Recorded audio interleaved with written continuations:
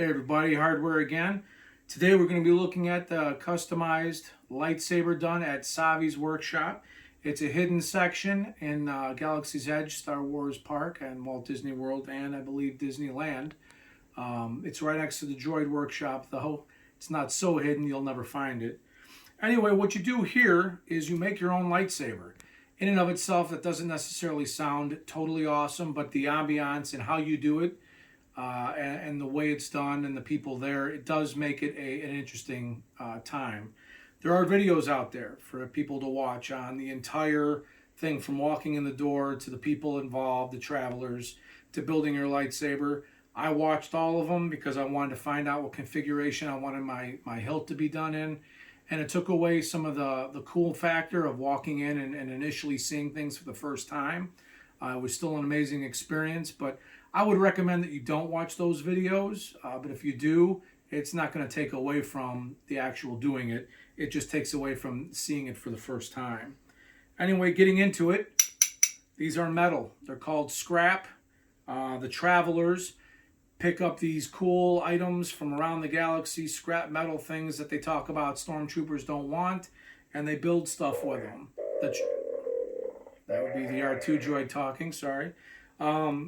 Interesting thing about them is they come with blades. They pull out with a twist and a pull. That comes last.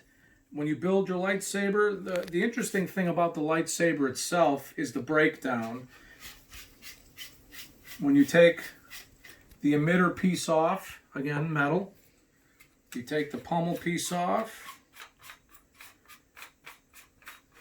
Now there's two different kinds of pommels, just maybe you can think about that before you actually go do it. You've got the plastic piece here, I don't know exactly what it's called, but it does slip into the belt keepers.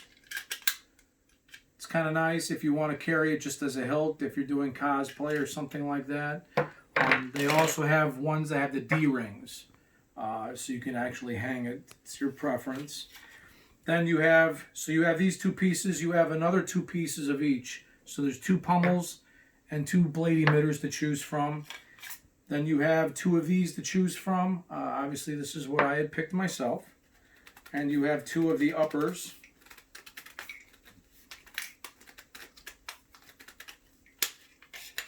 To choose from. Don't know why that was so tough to get off. Now on the inside you see it's blinking red. You take off the switch plates, and there's two different kinds of switch plates. This is the cool part. This is kind of the start of the whole thing, is that it gives you a Kyber crystal, and you choose what kind of Kyber crystal you want. Now, the interesting thing is that you can buy extra Kyber crystals. There's only 4 that you can get through the workshop. There's red, purple, green, and blue, your basics. There is also yellow, white, and if you're lucky enough, and I have one, you can get a black Kyber crystal, which is the Onyx Kyber crystal. And every one of these Kyber crystals, when they go into the holocrons, they have different people that talk. I have no idea who this is yet. That's something that we'll go into down on the next video.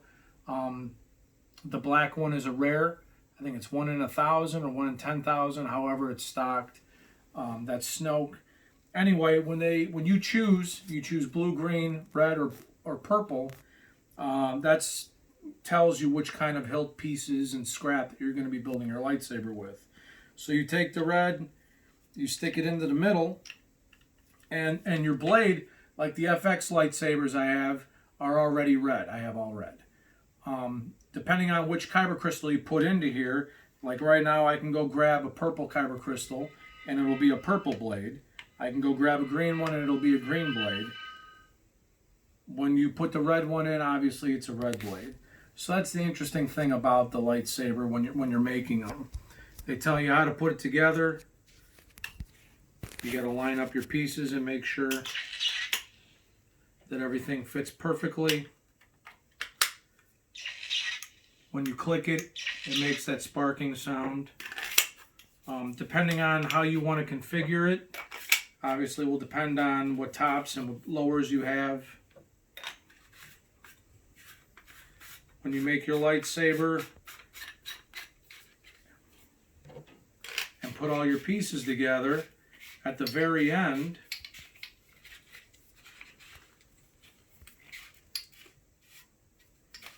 only thing about metal is threading metal sometimes can be a chore. At the very end, you take your hilt, they stick it in the table, which is when this piece comes.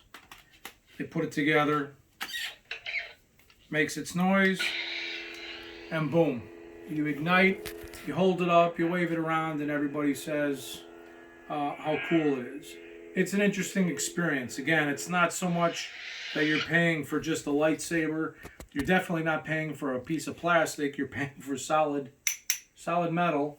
You're getting a blade emitter you do not need to buy if you choose to go. You do not need to buy multiple blades unless you want to buy the legacy blade hilts, which I do not have. You can just buy one blade for your built lightsaber and buy the Kyber Crystals to go in the middle. And then the Kyber Crystals tell the emitter what color to use. If you get the black one, which I'll probably show in a different video and go through all the different Kyber Crystals to go in the lightsaber, it just takes a while. It does not turn into a dark saber. It is red only.